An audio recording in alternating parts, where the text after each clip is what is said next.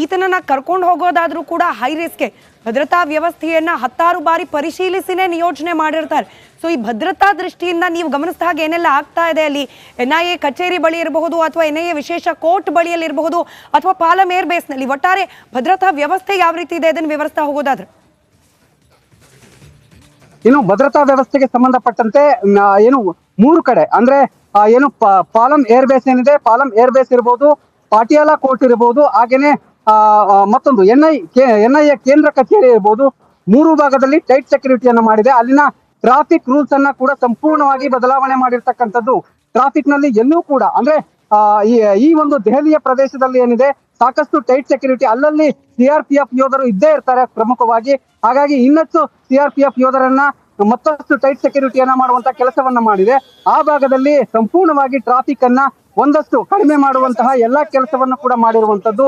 ನಂತರದಲ್ಲಿ ಅಲ್ಲಿಂದ ನೇರವಾಗಿ ಕರೆದುಕೊಂಡು ಹೋಗುವಂತಹ ಸಂದರ್ಭದಲ್ಲಿ ಯಾವುದೇ ರೀತಿಯಾದಂತಹ ತೊಂದರೆಗಳು ಆಗಬಾರದು ಎನ್ನುವಂತಹ ನಿಟ್ಟಿನಲ್ಲಿ, ಯಾಕಂದ್ರೆ ಈಗಾಗಲೇ ರೈಟ್ ಸಂಪರ್ಕದಲ್ಲಿರಿ ನಟೇಶ್. ಇನ್ನೇನು ಕೆಲವೇ ಕ್ಷಣಗಳು ಬಾಕಿ ಉಳಿದಿದೆ ಈತನನ್ನ ಕೋರ್ಟ್ನ ಮುಂದೆ ಹಾಜರುಪಡಿಸೋದು.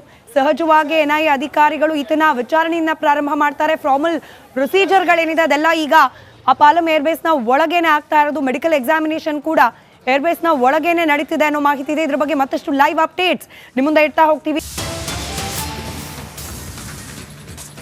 ಪಟಿಯಾಲ ಕೋರ್ಟ್ಗೆ ಉಗ್ರ ರಾಣಾರನ್ನ ಕರೆದೊಯ್ತಿದ್ದಾರೆ NIA ಅಧಿಕಾರಿಗಳು. ಕೆಲವೇ ಕ್ಷಣಗಳಲ್ಲಿ ಜಡ್ಜ್ ಮುಂದೆ ರಾಣಾರನ್ನ ಹಾಜರುಪಡಿಸಲಿದ್ದಾರೆ. ರಾಣಾ ಕಸ್ಟಡಿ ಕೇಳಲಿರುವ NIA ಅಧಿಕಾರಿಗಳು ಆಸ್ ಎಕ್ಸ್ಪೆಕ್ಟೆಡ್ ಪಾಟಿಯಾಲ ಕೋರ್ಟ್ಗೆ ನೇನು ಕೆಲ ಕ್ಷಣಗಳಲ್ಲಿ ರಾಣಾ ಹಾಜರುಪಡಿಸಲಾಗುತ್ತೆ. ಇನ್ಫ್ಯಾಕ್ಟ್ ರಿಪಬ್ಲಿಕ್ ಕನ್ನಡದ ಜೊತೆಯಲ್ಲಿ ಇವತ್ತು ಅನೇಕ ಅಂತಾರಾಷ್ಟ್ರೀಯ ವಿಶ್ಲೇಷಕರು ಮಾತನಾಡಿದ್ರು. ಹಾಗೆ ಮುಂಬೈ ಅಟ್ಯಾಕ್ ಸಂದರ್ಭದಲ್ಲಿ ಮೃತಪಟ್ಟ ಮೇಜರ್ ಸಂದೀಪ್ ಉನ್ನಿಕೃಷ್ಣನ್ ಅವರ ತಂದೆ ಕೂಡ ಮಾತನಾಡುವಾಗ ಭಾರತದಲ್ಲಿ ನಮ್ಮ ನ್ಯಾಯಾಂಗ ವ್ಯವಸ್ಥೆಯಲ್ಲಿ ಈತನಿಗೆ ಶಿಕ್ಷೆ ಪ್ರಕಟ ಮಾಡುವ ಸ್ವಾತಂತ್ರ್ಯ ಈಗ ಸದ್ಯಕ್ಕಿಲ್ಲದೆ ಹೋದ್ರೂ ಕೂಡ ಅಮೆರಿಕ ಎಲ್ಲ ಷರತ್ತುಗಳ ಆಧಾರದ ಮೇಲೇನೆ ಭಾರತಕ್ಕೆ ಹಸ್ತಾಂತರ ಮಾಡಿದ್ರು ಕೂಡ ಈ ಮುಂಬೈ ದಾಳಿ ಕುರಿತಾಗಿ ಅನೇಕ ಮಿಸ್ಸಿಂಗ್ ಲಿಂಕ್ಗಳನ್ನು ಈತನ ಬಳಿಯಿಂದ ಎಕ್ಸ್ಟ್ರಾಕ್ಟ್ ಮಾಡುವ ಅನಿವಾರ್ಯತೆ ಇದೆ. ಈತನ ಸಹಚರರು ಹಾಗೆ ಈತನಿಂದ ಇನ್ಸ್ಟ್ರಕ್ಷನ್ ಅನ್ನ ಪಡೆದು ಸಂದೇಶವನ್ನ ಪಡೆದು ಅದನ್ನ ಆನ್ ಗ್ರೌಂಡ್ ಇಂಪ್ಲಿಮೆಂಟ್ ಮಾಡಿದ ಉಗ್ರಗಾಮಿಗಳು ಇವರೆಲ್ಲರ ಬಗ್ಗೆ ಮಾಹಿತಿಯನ್ನ ಕಲೆ ಹಾಕೋದು ಬಾಕಿ ಇದೆ. ಹೀಗಾಗಿ ಈತನ ವಿಚಾರಣೆ ನಡೆಸೋದು ಬಹಳ ಮುಖ್ಯ ಇದೆ. ಹೀಗಾಗಿ ಸಹಜವಾಗಿ NIA ಅಧಿಕಾರಿಗಳು ಈತನನ್ನ ಕಸ್ಟಡಿಗೆ ಕೇಳಲಿದ್ದಾರೆ. ಮತ್ತಷ್ಟು ಅಪ್ಡೇಟ್ಸ್ ಬ್ರೇಕ್ ಆದ್ಮೇಲೆ.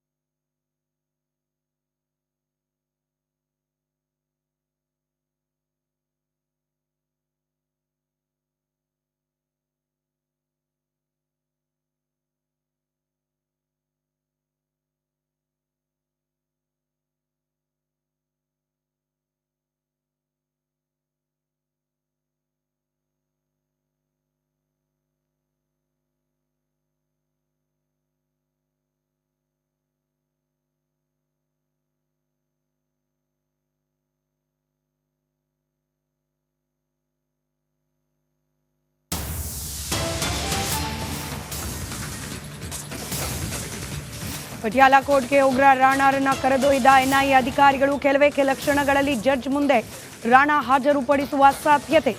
ರಾಣಾ ಕಸ್ಟಡಿಗೆ ಕೇಳಲಿದ್ದಾರೆ ಎನ್ಐಎ ಅಧಿಕಾರಿಗಳು. ಪಟಿಯಾಲ ಕೋರ್ಟ್ನತ್ತ ಇದೀಗ ರಾಣಾ ಪಯಣ. ಎನ್ಐಎ ಅಧಿಕಾರಿಗಳು ಆತನನ್ನ ಪಟಿಯಾಲ ಕೋರ್ಟ್ಗೆ ಕರೆದುಕೊಂಡು ಹೋಗ್ತಾ ಇದ್ದಾರೆ. ಬಹುತೇಕ ಎನ್ಐಎ ಅಧಿಕಾರಿಗಳು ತಮ್ಮ ಕಸ್ಟಡಿಗೆ ಕೇಳಲಿದ್ದಾರೆ. ತಿಹಾರ್ ಜೈಲಿನಲ್ಲಿಟ್ಟು ಆತನ ವಿಚಾರಣೆಯನ್ನ ನಡೆಸಲಾಗುತ್ತೆ. ಭಾರತಕ್ಕೆ ಈತನ ಹಸ್ತಾಂತರ ಆಗದೇ ಇರೋ ರೀತಿಯಲ್ಲಿ ಅನೇಕ ಕಾನೂನಾತ್ಮಕ ಪ್ರಯಾಸವನ್ನ ರಾಣಾ ಪಟ್ಟಿದ್ದಾನೆ. ಆರೋಗ್ಯ ಸಮಸ್ಯೆ ಹೇಳಿ, ಹಾಗೆ ಭಾರತಕ್ಕೆ ಹಸ್ತಾಂತರ ಆದ್ರೆ ತನ್ನನ್ನ ಕೊಂದೇ ಬಿಡ್ತಾರೆ ಅಂತ ಹೇಳಿ ಬಂಧನ ಮಾಡಿಸುವಂತಹ ಸಂದರ್ಭದಲ್ಲೂ ಕೂಡ ಸಾಕಷ್ಟು ವರದಿಗಳನ್ನ ಕೂಡ ಕೊಟ್ಟಿರುವಂತದ್ದು. ಇದೆಲ್ಲದ ನಂತರದಲ್ಲಿ ಈಗ ಹೊರಗಡೆ ಬರುವಂತಹ ಸಂದರ್ಭದಲ್ಲಿ ಸಂಪೂರ್ಣ ಸೆಕ್ಯೂರಿಟಿಯನ್ನ ಕೂಡ ಹೊರಗಡೆ ಮಾಡಿರ್ತಕ್ಕಂಥದ್ದು. ನಾಗೇಂದ್ರ ಬಾಬು.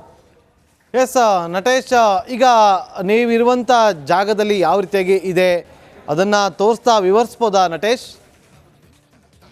ಎಸ್ ನಾಗೇಂದ್ರ ಬಾಬು, ಈಗ ನಾನು ಪಾಲಂ ಹೌಸ್ ಏನು ಪಾಲಂ ಏರ್ಪೋರ್ಟ್ ಏನಿದೆ, ಏರ್ಪೋರ್ಟ್ ನ ಮುಂಭಾಗದಲ್ಲಿ ಇರ್ತಕ್ಕಂಥದ್ದು. ಸಂಪೂರ್ಣವಾಗಿ ಅಂದ್ರೆ ಇಲ್ಲಿನ ವೆಹಿಕಲ್ಗಳು ಕೂಡ ಜಾಸ್ತಿ ಇದೆ. ಹಾಗಾಗಿ ಏನು ಇಲ್ಲಿಂದ ಕೇವಲ 1 ಕಿಲೋಮೀಟರ್ ದೂರದಲ್ಲಿ, ಅಂದ್ರೆ 1 ಅಥವಾ 3/4 ಕಿಲೋಮೀಟರ್ ದೂರದಲ್ಲಿ ಈ ಒಂದು ಏರ್ ಬೇಸ್ ಇದೆ. ಅಲ್ಲಿ ಒಳಗಡೆ ಹೋಗ್ಲಿಕ್ಕೆ ಯಾವುದೇ ರೀತಿಯಾದ ಪರ್ಮಿಷನ್ ಇಲ್ಲ.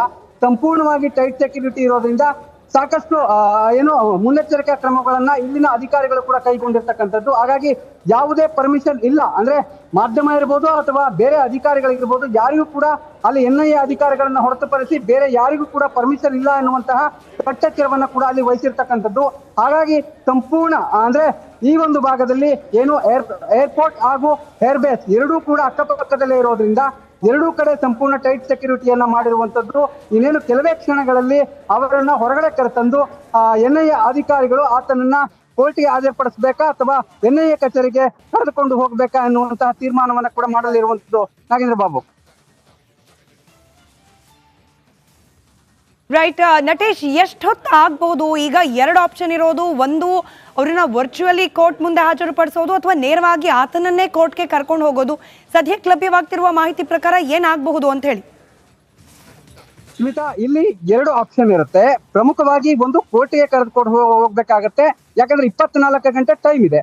ಅದಕ್ಕೂ ಮುನ್ನ ಕೋರ್ಟ್ಗೆ ಕರೆದುಕೊಂಡು ಹೋಗುವ ಮುನ್ನ ಈಗಾಗಲೇ ಆಲ್ರೆಡಿ ಮೆಡಿಕಲ್ ಚೆಕಪ್ ಆಗಿರೋದ್ರಿಂದ ಒಂದಷ್ಟು ಏನು ಪ್ರೊಸೀಜರ್ ಇರುತ್ತೆ. ಎನ್ಐಎ ಅಧಿಕಾರಿಗಳಿಗೆ ಅವರಿಗೆ ಕಂಪ್ಲೀಟ್ ಆಗಿ ಅಧಿಕಾರವನ್ನ ಕೊಟ್ಟಿರ್ತಕ್ಕಂಥದ್ದು. ಎಲ್ಲಾ ರೀತಿಯ ಪರ್ಮಿಷನ್ ಗಳನ್ನ ರಾಷ್ಟ್ರ ಮಟ್ಟದಲ್ಲಿ ಹಾಗೂ ಅಂತಾರಾಷ್ಟ್ರೀಯ ಮಟ್ಟದಲ್ಲಿ ಎಲ್ಲಾ ರೀತಿಯ ಪರ್ಮಿಷನ್ ಗಳನ್ನ ತೆಗೆದುಕೊಂಡಿದ್ದಾರೆ.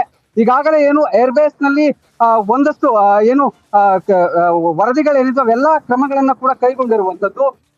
ಹೊರಗಡೆ ಬಂದಂತಹ ಸಂದರ್ಭದಲ್ಲಿ ಎನ್ಐಎ ಕಚೇರಿಗೆ ಕರೆದುಕೊಂಡು ಹೋಗುವಂತಹ ಸಾಧ್ಯತೆಗಳು ಕೂಡ ಇರ್ತಕ್ಕಂಥದ್ದು.